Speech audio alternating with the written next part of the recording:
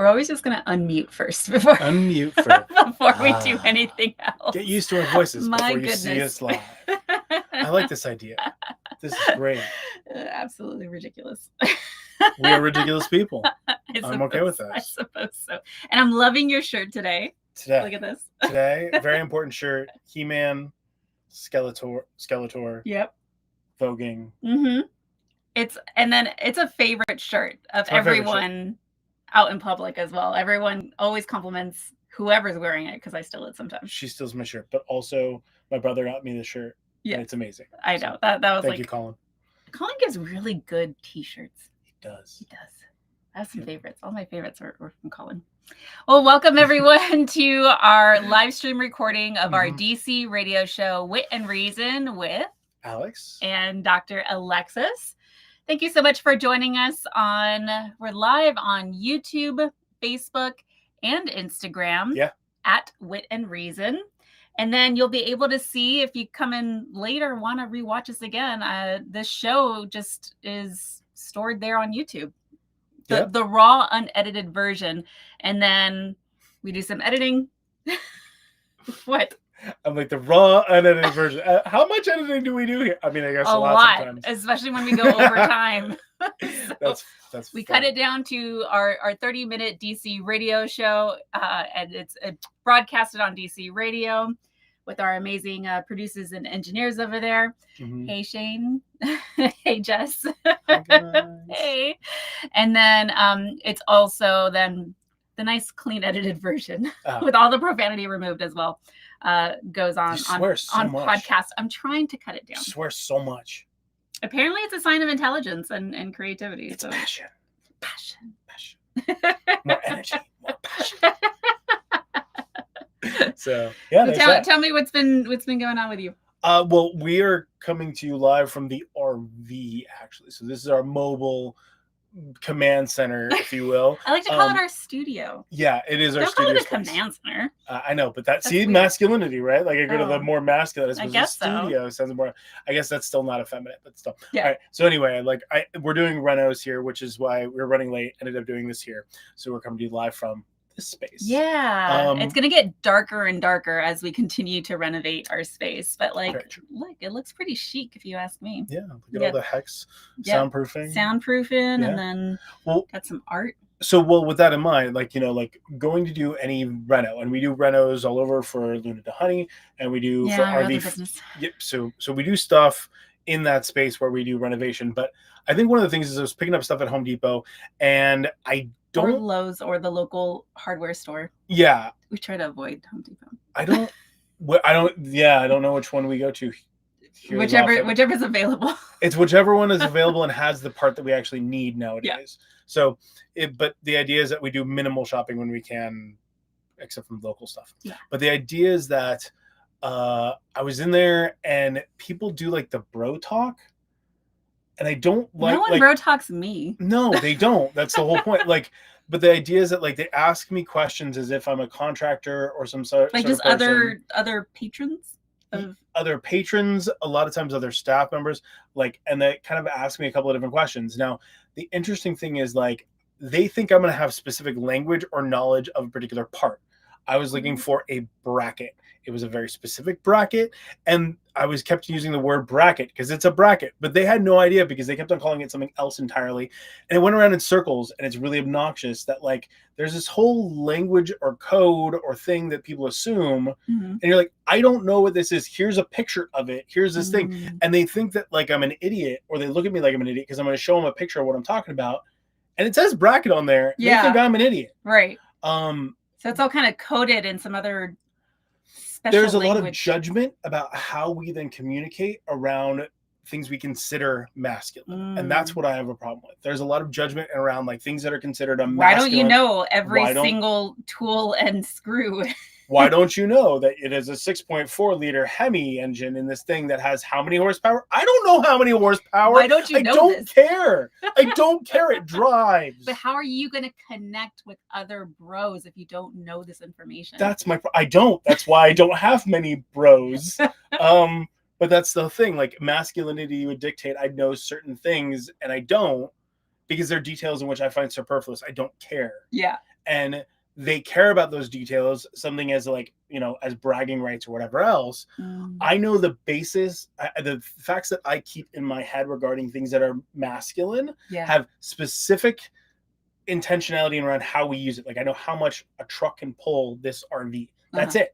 I know how much weight is here. Practical. We need to know that for safety. I just need to know the basics for this thing. I don't need to tell you how many pounds of torque that blah blah. I don't care. I don't care. I never cared. I understand what torque is. I don't care about that either. I kind of want to know that stuff. And the thing is, like, I don't know what I don't know. Yeah. But no one like challenges me on that kind of stuff, unless they're like trying to be. I will learn trying exactly to prove what I need to learn. anti-feminism or something like that. It's like, oh, you want to be this like strong, empowered woman? Then why don't you know what kind of truck you have? I know what kind of truck. Why don't you know the torque of your truck then? Yeah. And it's like, what are the limits of this thing and the judgment in which is around it? So that was my kind of. Can I ask you a personal question? Sure. Live in front of everybody. Yeah. Okay, so then, and then we'll dive into this more. But like, do you consider yourself masculine, or like a masculine man? Not.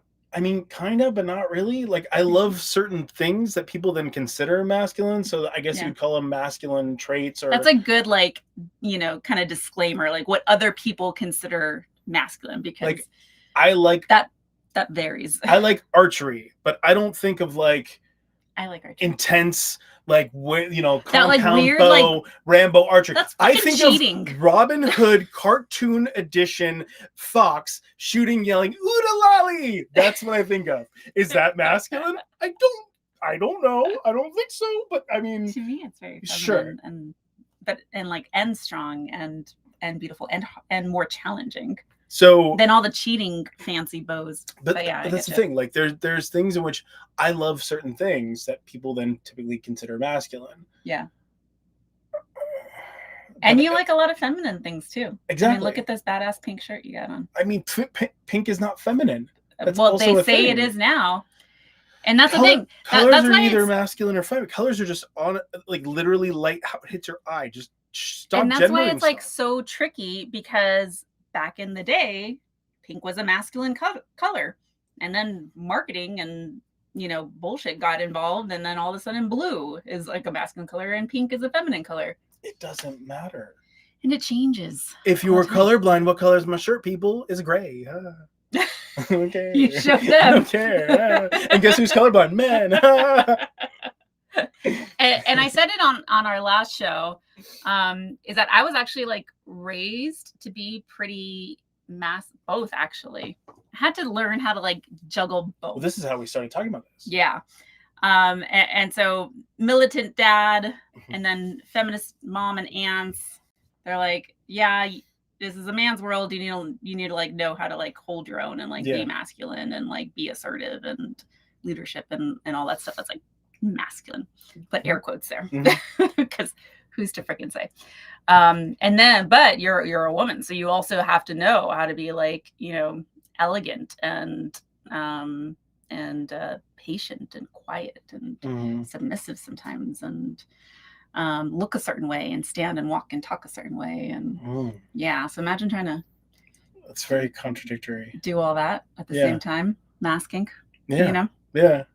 So the struggle is real, and I think that this topic gets so like heated because people are imagining different things in their mind when they're talking about masculinity, or especially toxic masculinity. Yeah. And I think people are just kind of like yelling at each other instead of like taking a step back and saying, wait. What are we really talking about when we're talking about masculinity? Or later on, we'll talk about like toxic masculinity. Yeah. Right. And I think if we get down to like even just an understanding of like, what the fuck are we even talking about right now? We have a better shot of like really kind of hashing this stuff out, especially when we talk about the toxic, unhealthy, dangerous kind of aspects of these. Well, because none of this is inherently dangerous. None of it is inherently problematic. Yeah. And I mean, as you break it down, it's psychological and sociological. Yeah. And like the thing is, like, there are those two aspects which are really important in conceptions of masculinity. and this goes cross-culturally. There's a lot of different conceptions of masculinity. So you'll have different versions of what masculinity means. Yeah. Like, and in as gendered as then it becomes problematic as well. How much pushback you have around adhering to those roles, the power dynamics in them. That's where you start hitting these other areas. But we'll circle back to that. I feel so bad for guys who like are stuck in such a rigid place that, and there's like a whole lot to feel bad about, but that they can't even wear, like, they don't feel like they could wear whatever fun color or outfit that they want to wear, or they can't wear, like, they feel like they can't. I mean, these days as a woman, I have more flexibility as far as like fashion and style. I could wear freaking pants if I want to. Yeah. You know, like, but if a man wears a skirt, that's a big problem for people. Unless it's a kilt. Right. Then it's heritage. Cultural. See? And that's such a shitty way to exist. Just wear what in such a like a rigid, tight, you know, confined space and dimension. Yeah. I feel sad for you guys. And that's like the least of it. I mean, like, and then you throw in, like, for some people, and then we'll get into like some of the videos as well that people have left talking about masculinity, and then you get into all the extra pressures of like, you have to be a provider, and that is so much stress and strain. Well, because that's on like one person for an entire family, especially like these. Well, that's where the psychological applies to the sociological, right? Because the psychological talks about the attributes, behaviors, and roles. Yeah. Right. So psychological is all attributes. Yeah. So let's break it down. So yeah. And then we could even talk more. We call it biopsychosocial. Ooh, yeah. Yeah. Do it. So the bio is biology, psych is psychology, and then sociology, or like social influences. And so even if we were to break down like the biology, the neuroscience behind it, sure, we can see some brain differences between born, male, born female brains. Yeah. But the funny thing is that people are like, ha, gotcha. But it's not what you think it is. That doesn't necessarily mean anything. So men's brains typically are larger just because of their frame. Yeah. Your head is literally bigger. I think my head's bigger than yours, though. Yeah, I'm kind of like a big gigantic head. dome. But that has nothing to do. Has nothing to do with like how the brain functions, or like or makes you smarter or anything like that. It just means like you have a greater ass, heavy brain. Greater mass equals bigger brain. Right? That's it. And then they also find that men have like larger amygdalas, which is like your emotional center. And then some people try to like use that and say like, oh, that just shows that men are naturally more aggressive, or males are naturally more aggressive, and they can like, check out threats, and that's why they get into like more risky kind of roles, and it's like, no, I associate that with like anxiety and fear. Yeah. Well, response. It's all survival mechanisms. Yeah. Which is like very primitive. Yeah. It's very primitive. Yeah. It's not useful in modern society. It's not useful in your brain structures. Because then we're looking more at like anxiety, depression kind of stuff. So like I was thinking of like cognitive flexibility. It means we're way less cognitively flexible. Yeah. So multitasking isn't multitasking. Multitasking is shifting attention from one thing to the other. Women do this extremely well, right? Biological constructs, their elegance in their brains, they wire it a little bit better. Yeah. Ours, more linear in that construct, so that's more myopic. So if you're going to focus on a given task, sure. Hemispheric, interhemispheric versus intrahemispheric. Yeah. So men will be more intrahemispheric, kind of the connectivity is kind of focusing more on one side. Women will be more interhemispheric, where our connectivity and how our brain functions and the way we think crosses over. And so that's kind of speaking more to the spatial awareness stuff. Yeah, spatial awareness stuff. Some Which I don't really have. But like attention in a given place or space, which is why and then like the visual details stuff. The things that I love, the videos that I love is like there's a dude playing video games, and they're like locked in and they're playing video games, and their like spouse or significant other or any random other, their mom comes in there and starts talking to them as if they can hear them. They can't hear you. Well, isn't But then you have like ADHD stuff. Like I get hyper focused into shit, and I lose all track of time. And but that's it's like the nanny on the Muppets, kind of, but very quiet in the background. Yeah. Is it the mom? No, I don't know. I know. But that's what men do more easily. That's what they do. They lock in on a given topic or thing or whatever else, but that's it. It's not really a useful thing, because how is that useful in modern day life? I guess if you're flying the drones for the military, you kind of want to be hyper focused. Okay, so certain things. But unless someone's telling you, like, no, don't send off that bomb. Well, but here's the other. But here's the other part of that. Yeah. The other part of that is, what do you then put people? What if you're just trying to measure what people are good at, and then only emphasize what they're good at? Where do they end up? And they end up in fields in which yield that type of result. So, long story long, the biology, the neuroscience behind it. Well, not even that much. Even though there may be differences, there's like no real correlation to like prove you're masculine, you're feminine. Oh, no, you know, it doesn't prove the rigidity around gender roles. No. If anything, it supports all of the research around our brains support that individual factors are more evident in our brains and how we function versus these rigid binary doesn't exist. It's not a real thing. Yeah, I like I said that. In science. Yeah, fair. And I think. But then we go. Oh yeah. Do you want to talk more about biology? No. Okay. Go.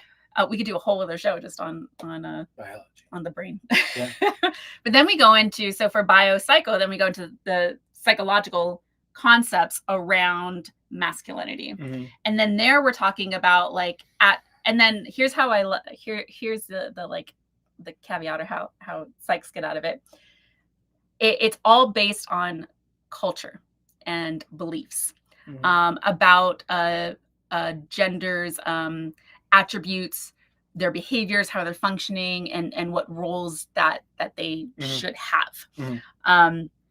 And I like that because it doesn't say, like, psychology doesn't say masculinity means you should be like this, and that. No, it's just kind of like this general masculinity means that people have these beliefs and they're typically influenced by one's culture or society. And but we're not here to say what's what. Yeah, they don't say what they are. They just say that people that this is what people believe in certain, and then they'll like break down the cultures and stuff. Yep. And which is closely aligned with the sociology, the social aspect of it. What I like in the psychological realm of things, there's the traits versus the ideologies. Yeah. Like the traits are like, when you think of a masculine trait, you think of like competitiveness, right? So people are really competitive. That's very masculine. I could be kind of competitive. Yeah. I know a lot of women. My sorority sisters and I early on decided we can no longer play games together because it gets too freaking heated and we start fighting. Yeah. Because we were all too competitive. See, and I'm not competitive, so we can play games together because you're like, I beat your ass. And it's like a Battleship. Do not play Battleship. I am so good at Battleship. Nobody ever played Battleship. Never taught me how to be really good at Battleship. Never play Battleship. I could beat everyone except for my father still.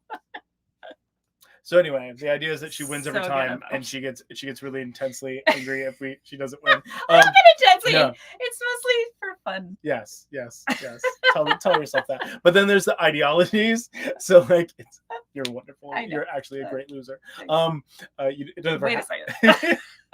It doesn't happen often. How would you know? I beat you once. Like you did that one morning. I'm not a morning person. That's why I didn't have enough coffee. I was awake.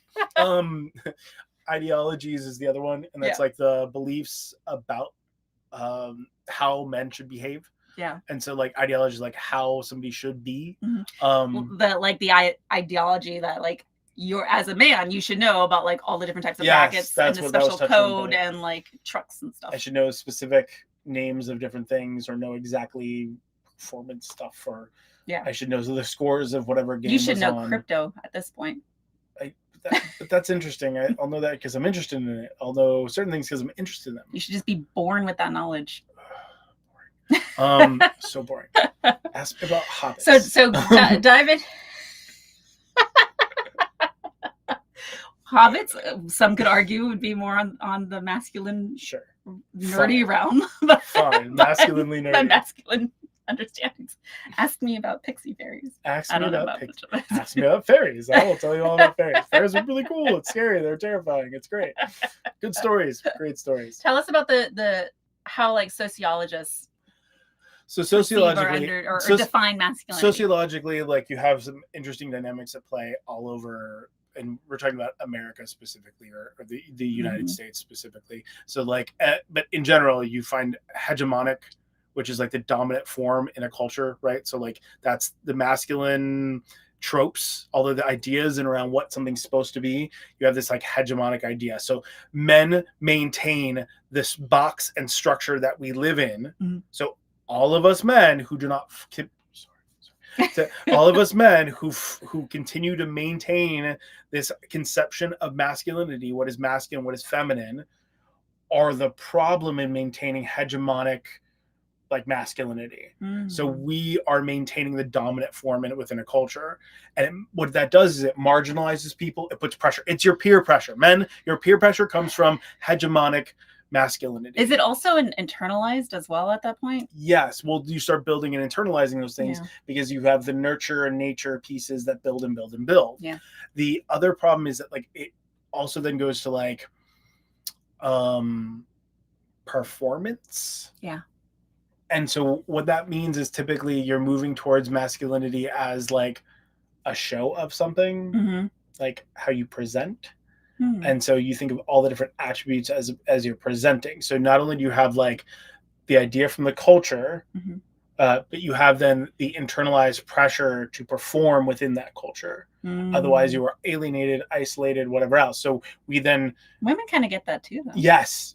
Oh, for sure. Hegemonic, femininity or like all of those different things. They exist everywhere. Particularly with the masculine. It exists everywhere. Yeah. It exists within everything, right? So you could even say religiously or politically, or there's like hegemony. Corporate world. Yeah, hegemony's everywhere. So like these are sociological constructs that we maintain. Yeah. There's no reason for this anymore. We just maintain it. So how do we benefit from masculinity? We actually don't. Yeah. Because competitiveness isn't masculine. You could be competitive regardless of being masculine. Look at our U.S., all of the U.S. Olympic women's teams. You are the most competitive, wonderful, amazing people. So at this point, are we saying, and then you all let me know what your thoughts are on all of this. At this point, are we saying, well, I know what we're saying.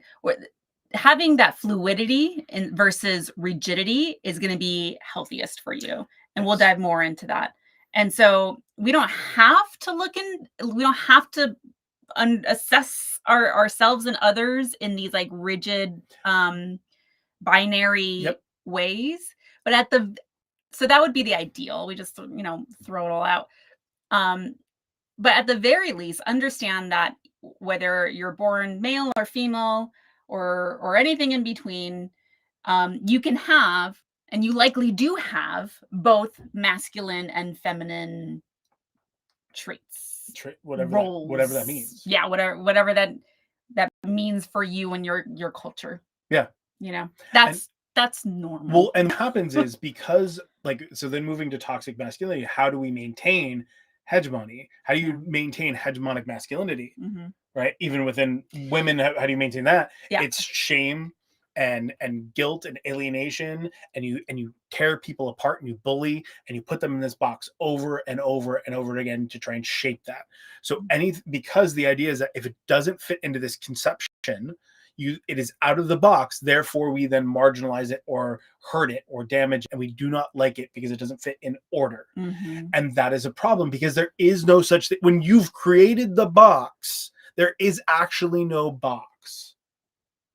Like, you made it up. It's like money. Money doesn't actually exist. It is something we all agree to and we live with. But if the end of the world happened, we'd have forms of trade. But money as a thing, not real. It's not real. Right. Your shiny little metal things do not mean anything to a deer. Right. birds like shiny things, Yeah, but sure. not for the To same collect. reason. Not for the same To mess reason. around. Shiny things. That's it. I mean, really, like it's a construct, and that's Right. why sociological constructs are so powerful. Yeah. Because how often do you think of that idea? And psychology will call them like these schemas that we Yeah. have around, Well, you know, these roles. The construct then feeds the schema, and your schemas can then you build even more delicate, like, or elaborate or elegant versions of this dynamic. Some of them healthy, some of them very unhealthy. Yeah. And that's why toxic masculinity is so interesting, because people get into it really intensely. So when we talk about toxic masculinity, I need you all to understand that there's a reason why we're putting the word toxic before the word masculinity, because we are not saying that masculinity all on its own is toxic, because then we just call it masculinity. Yes.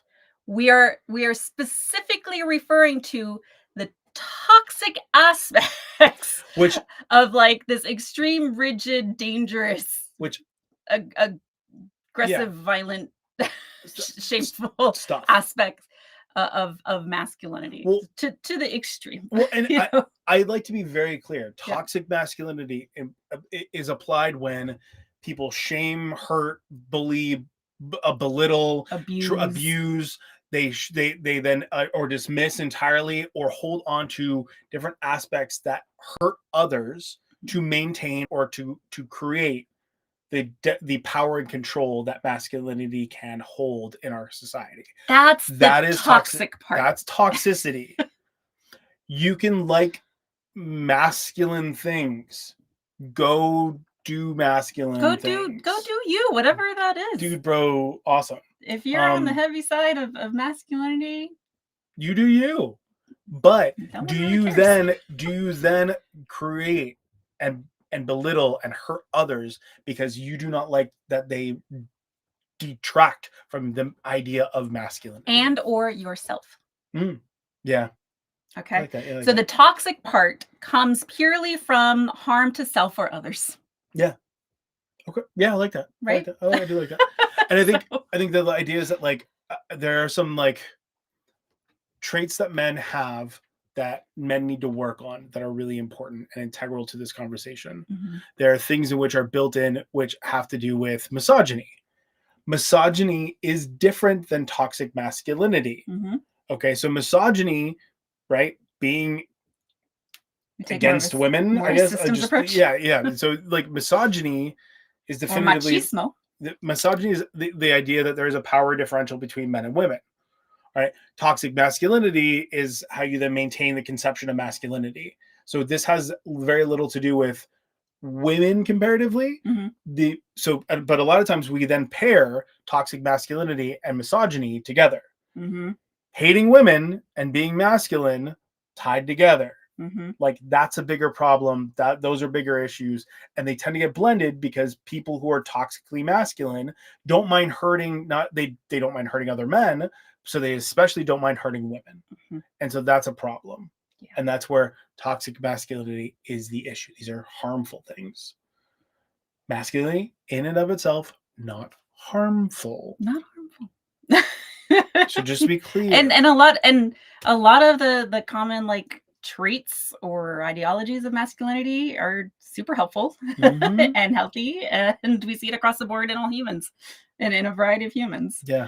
So let's hear from some other people and what their thoughts on masculinity are all about. Let's do this thing. Not that. Wrong one. This one. Here we go. Why do we even have that lever? Guys are supposed to be making your life easier. They're supposed to be taking care of you. I don't know what's going on here in like the new age of girls in like 2025 where girls are having to take care of these guys that don't have their shit together. They don't have their lives together. They're getting drunk. They aren't even paying for stuff a lot of the times. Like, what's going on? Okay, ladies, y'all got to start having a little bit of respect for yourself. You know, you got to have a little higher standards. You're better than that. There's plenty of good guys out there. And I'm sure you're one of them. That is an interesting take. Wasn't it an interesting turn of events? It seemed like kind of like promising in the beginning, but then it took this like let's talk shit about women and why you all suck. Well, for liking men who don't live up to these ideals of masculinity. Well, I mean, it's interesting. Like that's the misogynistic part. The toxic masculine, the conception of men. Like, men are supposed to have their things together. They're supposed to provide. Like, sure. What is the shit together part that he's saying? Like, I don't really get what wipe your ass, brush your teeth. Yeah. Okay. Fine. But like, they're saying they get drunk. Like, oh, okay, fine. People get drunk. Pay your bills. But I'm wondering, like, what do you consider where is he getting the kind of information around what masculinity is? I think that's why it's like so challenging for people, is because they use this kind of like vague, generalized language. Yeah. And it's like, but what are you talking about? Because this, like, tell me, like, be very specific and like, you know, your thoughts and attitudes about like men need to be this way or they need to act this way, and like fill in the blank of what you're talking about. But I mean, I talk to men all day, every day to talk about these issues, and it's like, no, that's not quite the issue. And then where did those beliefs and shoulds come from? Yeah. And does that work for you? Yeah. And does that work for the people around you? And having such rigidity around it. I mean, and the thing is, like, it's the other day it's curbed under something that is as you heard, like, well-meaning, as in like, hey, have your stuff together, take care of people, do the things.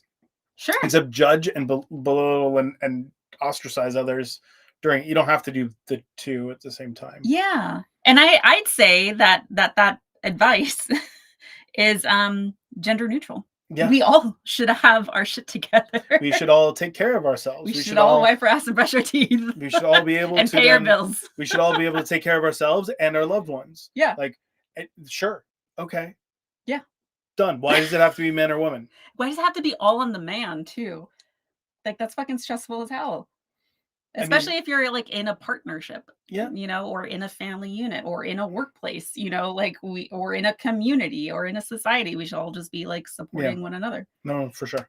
You know. All right. Well, I appreciate that one. All right. So then the other one is, I think this one right here. Nope. That one. This one right here, and manliness is great if you've got a pickle jar to open, but is it a scam? Find out on my regular series, Is It a Scam? Yep, sometimes the dumbest argument is actually the most clarifying, and that happened last week when somebody went on Fox News and announced tariffs make you manly. That's right, there's a masculinity crisis, but the solution is easy. It's paying more for imported goods. Real men take their coffee black and their trade policy arbitrary. And that sounds silly, but it's like Clarissa. It explains it all. If there's something that hurts you and powerful people want you to just shut up and take it, they call it manly. The only time people talk about manliness is when they're trying to sell you something. That's why their soap smells like sheet metal and their beer tastes like horses or whatever. Saying something is manly is like saying it's sushi grade or handcrafted. It is just a marketing term. That's why dying in war is manly. Getting black lung mining coal is manly. Trash compacting your brain playing football is manly. Manly is anything that rich people want to trick poor people into doing for their money, power, and enjoyment. Is it manly to sit at home and profit from other people's sacrifice? Of course not. Just like it doesn't seem manly to dodge the draft, wear eyeliner, and pay other people to play video games for you. But all of a sudden, when it's them, it doesn't matter anymore. Weird. So when somebody tells you that an economic policy that is only good for extortionists and insider traders is actually going to put hair on your chest, they're playing the same game they've always played. They just forgot to hide the ball. They only tell you something's manly if it's bad for you and good for them. But is it a scam? You bet it is. Oh, wasn't that one great? I like that one a lot. So much truth in that. Thoughts? Well, I think so much truth in that. What do you think? I like calling it a scam. Right? I do like calling it a scam because it is a manipulation, because you're utilizing the hegemonic masculinity to then convince people of something. It is a scam. And here's what I love about what this person's saying is that if you don't recognize like your thoughts and beliefs around these gender roles and how rigid they are, kind of like we talked about before with biases, it can be used against you. Yeah. And it could be used against you to like buy this particular soap or buy this particular, even like they're freaking gendering pens and pencils, you know. So like, so of course, all of our women's stuff is like what twice, 3 times more expensive than your shit. Yeah. We'll talk about femininity or another time and how messed up that is. Well, or it could be used to like get you to do dangerous and horrific shit. I mean, it's funny because like a lot of times when I'm working with men around these things, like I sometimes will use a phrase like, would a real man do this thing? Like the idea of real man. I know what I'm doing. Like I don't. Yeah. But like usually I'm dealing with like toxic masculinity or a lot of misogyny. Like, would a real man do that? Or would a real man say these things? And then you're working within their ideologies as well. I am, but it feels weird to say that because I'm like, because I'm telling you it's very toxically, like, and then issues like infidelity, all these other things. I'm like, what do you think of a real man? Do real men do this thing? Yeah. What do real men? What do you think of real men? What do you think of values and what value sets do they hold? Mm-hmm. So then, if you're failing that test, your own rubric, then why are you sitting around telling me that a wife needs to be subservient or whatever else? And in a way, I'm like, no, you're failing as a man has nothing to do with this woman. Mm-hmm. That you're just failing as a man, period. Right. According to your definition of man. Right, exactly. I mean, I would say that you're just failing as a human being and you need to do better because you're hurting others and you're chasing that thing. Yeah. But you're doing good work out there, babes. Men, we'll see you anytime. Let's work. Let's do some work. Like most of my training and clinical experience has been with men. See, what's funny is mine started with women. I know. I worked with women to start with. Yeah. Only women. Survivors of violence. It was awesome. And then mine were perpetrators of violence. And then I started working with the perpetrators of the violence against women. And I was working with sexual offenders. Yeah. And that's the shitty part about it. That I, realized in my profession is that like I would mostly work with men because I was working in forensics. Yeah. And people involved in the legal system. Yeah. And how awesome would it be if we could catch y'all before that? Yeah. I always tell people I'd love to be out of a job. Yeah. Mm-hmm. That'd be great. And so it's nice now to like start working, with men who are proactive in seeking out mental health, even as like a preventative strategy, to ensure that things don't get worse. Yeah. Or that things can continue to be healthy and well. Yeah. So that's nice. And I hope to continue seeing men engaging in their mental health in that kind of way. Well, and I like that we were talking about a tool that I thought was kind of cool to level up a little bit and like let's hear things going on. So man, right? So like daily reflection acronym MAN. MAN. What does that sound? So mood. What am I acknowledging as my emotions for the day? What things have I not actually paid attention to? What's my mood? Typically the average man, an average person, adult in general, can name three emotions. Yeah, I see this in women too. Happy, mad, or sad. Yeah. Do better, get a bigger vocabulary. It's just particularly here in the States, we're not humans do better, but men, millennials and older weren't really raised with the emotional vocabulary or EQ. Sure, but even then, it's still not wonderful. Yeah, it's because some schools were starting to like teach it more in health classes and stuff. But anyway, sure. So mood. All right, and then ask all right. So ask yourself like, who can I talk to, or who could I talk to about this issue, or who can I engage in around my mood, or who in my life would be really great to reach out to and engage. So the ask is specifically a who question, not a what can I do or who am I talking to? Yeah. So specifically who. So we're encouraging the and the then venting, the confiding in other humans. Yeah, and then next. All right, what am I doing next? What is it? What's coping skill? What thing can I engage in that's meaningful, useful, time sensitive, something that's like actually like specific, right? Not just some time waster. That's something specific that you can do that allows you to cope with the underlying feeling or the thing that you identified. Yeah. I think a cat just walked in. I think one of the challenges that people face a lot is that they recognize that there's some kind of problem happening or crisis or situation, and they're so focused on the problem itself and solving the problem that they completely overlook the fact that with every aspect of life, there's an emotional aspect to it as well. Yeah. And so with people being so focused on like, I need to solve this problem, they're not tending to the emotional impact that it's having on them and clouding their vision and the solutions that they can engage in.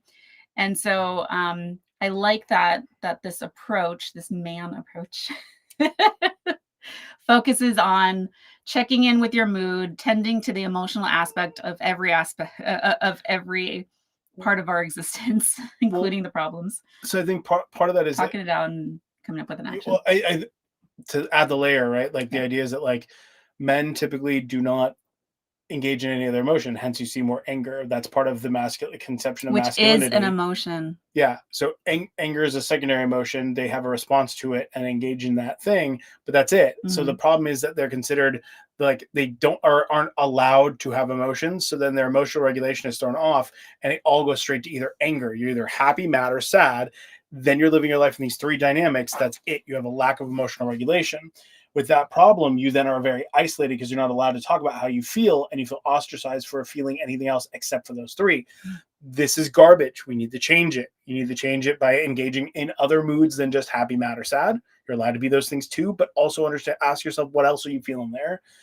Then who do you talk to? How do you talk to the people you care about how you feel? Go for it. And then what do you do to cope with a particular thing? You don't have to get rid of it. It's not about solving it or fixing it. It's just about working through it.